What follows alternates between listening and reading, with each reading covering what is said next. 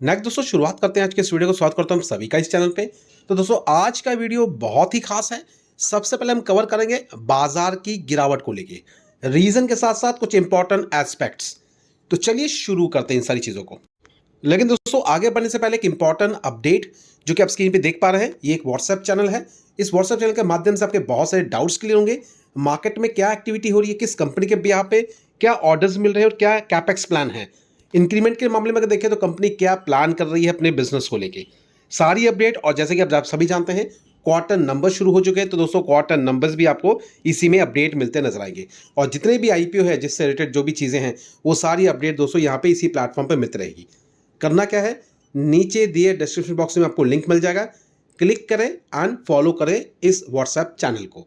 इसके साथ साथ एडिशनल एक हमारा ऐप भी है, और उस ऐप की अगर बात करें तो दोस्तों उस ऐप के माध्यम से आपको प्रॉपर गाइडेंस मिलेगी कि मार्केट में कौन सी पोजीशंस कब लेनी है, कब लेके निकलना है। साथ साथ दोस्तों इतना कहूंगा दोस्तों, मार्केट में कितना प्रॉफिट कब निकलेगा और किस तरीके के प्रॉफिट को आपको मिल सकता है, ये सारी अपडेट दोस्तों आप वीडियो के माध्यम से मिलती रहेगी, जो कि आपके लिए बहुत ही बेनिफिशियल होगी। और जो भी वीडियोस होंगी दोस्तों वो आने वाले कल की प्लानिंग को लेके होगी, मतलब नेक्स्ट डे की प्लानिंग होगी, जिसको हम एक दिन पहले कवर करते हैं। इसलिए इसको मतलब कह सकते हैं ज्वाइन करने के लिए लिंक पे क्लिक करें, क्लिक करके डाउनलोड करें ऐप को डाउनलोड करने के बाद प्रोसेस को फॉलो करें एंड आगे की चीज़ों को समझें। इसका भी लिंक आपको नीचे दिए डिस्क्रिप्शन बॉक्स में ही मिल जाएगा। तो दोनों चीज़ें इंपॉर्टेंट है, व्हाट्सएप ग्रुप भी और कह सकते हैं इंपॉर्टेंट ऐप भी। तो चलिए अब शुरू करते हैं बाजार से रिलेटेड। तो सबसे पहले दोस्तों अगर बात करें तो बाजार की आज की मूवमेंट जो कि अगर हम दर्ज करें तो देख सकते हैं 0.63% की गिरावट, जिसको हम 150 पॉइंट की गिरावट के साथ कह सकते हैं। जैसा क्या था सेम एज इट इज वैसा ही नजर आ रहा है। मतलब अगर बाजार में गिरावट जैसा माहौल रहेगा नेगेटिव न्यूज का, तो दोस्तों उसका इफेक्ट बाजार पे पड़ेगा ही पड़ेगा। और जो लेवल था स्ट्रांग 25,000 का, वो लेवल इजीली टूटता हुआ भी नजर आएगा। फिलहाल 24,680 के लेवल पर बाजार चल रहा है, लेकिन शुरुआत आप देख सकते हैं इन बिटवीन अगर लगभग कह सकते हैं 12:30 बजे के बाद कह सकते हैं मार्केट में एक तरफा गिरावट। तो दोस्तों आज के दिन अगर बात करें बाजार में जितनी बड़ी गिरावट हुई है, सबसे पहले अगर रीजन को अगर कवर करें तो कह सकते हैं यहाँ पे फाइनेंशियल मार्केट में प्रेशर क्रिएट हुआ। एंड आप सभी जानते हैं दोस्तों वेटेज जो फाइनेंशियल मार्केट का बहुत ज्यादा इंडियन निफ्टी की अगर बात करें, क्योंकि निफ्टी की अगर बात करें तो दोस्तों यहाँ पे स्टॉक्स के हिसाब से चीजें मैनिपुलेट होती हैं और वेटेज कैसे देखा जाता है। आईटी सेक्टर का वेटेज भी है, फाइनेंस सेक्टर का भी वेटेज है, लेकिन यहाँ पे दोस्तों आपको फाइनेंस सेक्टर का वेटेज जो है ज्यादा देखने को मिलेगा अगर हम निफ्टी 50 के हिसाब से अगर बात करें। तो यहाँ पे जो कंसर्न पॉइंट आज के दिन जो देखने को मिला है वो सबसे पहले रिलेट करता है फाइनेंस सेक्टर, जहां पे अगर देखें तो बजाज फाइनेंस भी इंक्लूड है। साथ साथ अगर बैंकिंग सेगमेंट की बात करें तो वहां पे उसका भी प्रेशर क्रिएट नजर आएगा। फिलहाल बैंकिंग सेक्टर्स में आज के दिन गिरावट ज्यादा बेहतर हुई है, जिसके कारण कह सकते हैं ये मार्केट में इस तरीके का इशू क्रिएट हुआ है। लेकिन एडिशनल पॉइंट और बहुत सारे हैं, लेकिन अगर हम काउंट करें तो मेन जो कॉज हमें देखने को मिला है वो बेसिकली कह सकते हैं नेगोशिएशंस का भी है। मतलब यूएस एंड इंडिया के बीच में जो नेगोशिएशंस है जो अभी तक कंप्लीट नहीं हुआ है, वो तो एक फ्रेश ले ऑफ को लेके कह सकते हैं चांस तो जरूर है मार्केट के लिए, जिसकी वजह से मार्केट गिरा है।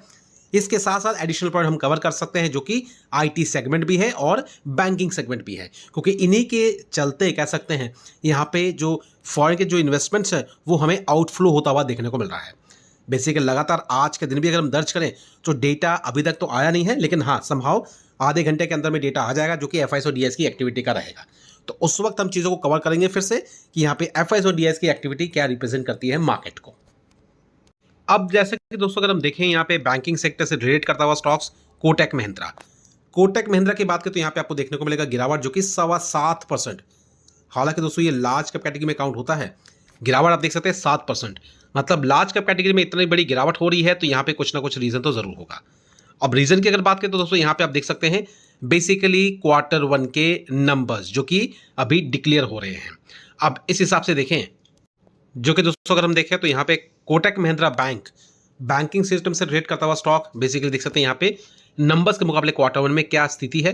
तो फिलहाल देखिए तो 17,248 के करीब इसका है कह सकते हैं इनकम रेवेन्यू के तौर पर अगर हम देखें, जो कि क्वार्टरली तो ठीक ठाक है, ईयरली भी बेहतर है। लेकिन कंसर्न पॉइंट यहाँ क्रिएट नहीं हुआ है, क्रिएट हुआ है दोस्तों कंपनी के ओवरऑल प्रॉफिट में। लेकिन उससे पहले अगर देखें तो दोस्तों जितने भी हैं इंटरेस्ट को लेकर बात कर ले, एक्सपेंसेस को लेकर बात कर ले, तो यहाँ पे भी गेम चेंजिंग पॉइंट आपको नजर आएगा। फाइनेंशियल प्रॉफिट्स की भी अगर हम बात करते हैं तो यहाँ पे भी आपको नेगेटिव चीजें नजर आएंगी, लेकिन जो मेन मुद्दा है वो है दोस्तों प्रॉफिट का, जो कि अगर हम देखें यहाँ देख सकते हैं नेट प्रॉफिट के रूप में अगर देखें तो करंट क्वार्टर में 4,472 लगभग इस तरीके का कंपनी का प्रॉफिट है करंट Q1 के दौरान। लेकिन लास्ट क्वार्टर से कंपेयर करें तो लगभग 4,933, तो यहाँ पे क्वार्टर एंड क्वार्टर गिरावट देखने को मिलेगी। ईयरली बात करें तो दोस्तों एक साल पहले लगभग 7,448, तो कह सकते हैं ईयरली भी गिरावट।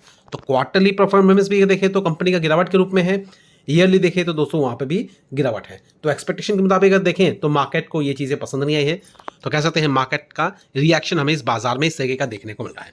तो कोटक महिंद्रा बैंक मतलब 7% गिरावट तो बहुत बड़ी बात होती है। अब दोस्तों रही बात, बहुत से लोगों के माइंड में एक सवाल जरूर आएगा कि बजाज फाइनेंस में इतनी बड़ी गिरावट की हुई है लगभग, जो कि 4% के करीब है। अब रही बात दोस्तों, अगर बात करें तो बजाज फाइनेंस के नंबर तो खराब नहीं है, कंपनी की बात करें तो भी खराब नहीं है, लेकिन अगर फाइनेंस सेक्टर के हिसाब से अगर देखें तो दोस्तों अब बैंकिंग सेक्टर जिसके नंबर्स की अगर हम बात करें, कोटक महिंद्रा बैंक जो गिरावट उसमें हुई है नंबर की वजह से, उसका डाइवर्शन आपको हर एक फाइनेंस सेक्टर में देखने को मिलेगा, जिसका असर आपको बजाज फाइनेंस के भी कह सकते हैं नंबर्स में और इसके परफॉर्मेंस में दिखेगा। तो कोई इंटरनल इश्यूज नहीं है, ना ही कोई मेजर इश्यूज है इस बजाज फाइनेंस की कंपनी को लेके। अब दोस्तों नेक्स्ट पॉइंट जो हम कवर करने वाले हैं बेसिकली कह सकते हैं टैरिफ्स को लेके। जो कंसर्न पॉइंट हमें जो देखने को मिला है फिलहाल, जो ट्रेड बेसिकली यूएस मतलब ट्रम्प की बात कर लें और ईयू की बात करें, यूरोपियन यूनियन की बात करें, क्या ट्रेड डील हुई है, तो दोस्तों यहां देख सकते हैं 15% के टैरिफ के साथ सारी चीजें कह सकते हैं कंक्लूड की गई है। इससे पहले टैरिफ का जो परसेंटेज था वो लगभग 30 से या फिर उस तरीके का लेवल था, वहां से रिड्यूस करके इसको 15% के करीब करा गया है।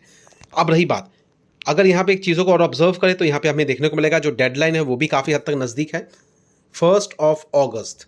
अब यहाँ पे 15% का टैरिफ लगाया गया है, जितने भी गुड्स हैं जो कि यूरोपियन यूनियन के गुड्स हैं जो कि यूएस पहुँचेंगे, वो लगभग कह सकते हैं 15% का टैरिफ लगा जाएगा यूएस की तरफ से। इसके साथ साथ यूरोपियन यूनियन क्या करेगा, परचेज करेगा मिलिट्री इक्विपमेंट्स एंड बेसिकली लगभग $150 बिलियन के करीब हो सकता है इसकी वैल्यूएशन, जो कि वो यूएस से करेगा। अब ये एक तरीके का डील हमें देखने को मिल रहा है बेसिकली मुताबिक, जिसे कह सकते हैं स्टेटमेंट के मुताबिक कह सकते हैं यूरोपियन यूनियन को जितनी भी डील है मिलिट्री से लेके वो ज़्यादातर लगभग कह सकते हैं यूएस से ही परचेज करनी पड़ेगी। तो यहाँ पे अगर कंसर्न पॉइंट देखें तो बहुत काफ़ी हद तक यूएस की कह सकते हैं ये जो डील है यूएस के पक्ष में ही हमें देखने को मिल रही है। रही बात इंडिया की डील, अभी तक वो कंप्लीट नहीं हुई है, तो उसी चीज़ को लेके सारा मैटर अभी भी फंसा हुआ है।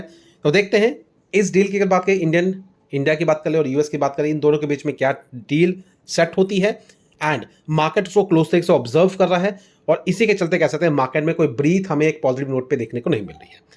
रही बात कंसर्न पॉइंट आगे का, कल के दिन का अगर बात करें तो दोस्तों कह सकते हैं बाजार में प्रेशर है, तो ये चीज़ें कल के दिन भी डाइवर्टेड ही रहेंगी। तो जब तक ये क्लियर नहीं होंगी तो इतना समझें जितना भी कैश इन हैंड है उसको बहुत ही इफेक्टिवली यूज़ करें, और इस बात का ध्यान रखें कि इस चीज़ को हाथ में रखना है कैश इन हैंड। जब भी कुछ भी न्यूज़ आती है अपडेट को लेके तो उस वक्त ही हम चीज़ों को कंक्लूड करेंगे। तो ध्यान रखें, लगातार चैनल को फॉलो करते हैं ताकि आपके पास सारी अपडेट मिलती रहे। और जो आज का सिनेरियो रहा है वहाँ पे दोस्तों काउंटर पार्ट अगर देखें तो ज़्यादातर डील को लेके है, पहला पॉइंट। सेकंड पॉइंट है बेसिकली देखें तो बैंकिंग सेक्टर में जो प्रेशर उसका डाइवर्शन बाजार में देखने को मिला है। जो भी पोजीशंस है ध्यान रखें, स्टडी करना जरूरी है, स्टडी करके आगे बढ़ेंगे तो चीज़ें ज़्यादा बेहतर साबित होंगी। तो चलिए दोस्तों फिलहाल इसी अपडेट के साथ अभी क्या करते हैं, वीडियो कहीं पे वाइंड अप करते हैं। लेकिन बिल्कुल ना भूलें दो चीज़ें, जो कि पहला है हमारा व्हाट्सएप चैनल जिसका लिंक मिल जाएगा आपको नीचे डिस्क्रिप्शन में, और साथ साथ ऐप, इन दोनों के लिंक मिल जाएगा नीचे डिस्क्रिप्शन में। तो ज़रूर क्लिक करके फॉलो करें ताकि आपके लिए और बेहतर चीज़ें आपको समझ में आए। बाजार से जितनी भी अपडेट्स हैं वो सारी आपको मिलती रहे और आप भी बाजार को प्रॉपर तरीके से समझ सकें।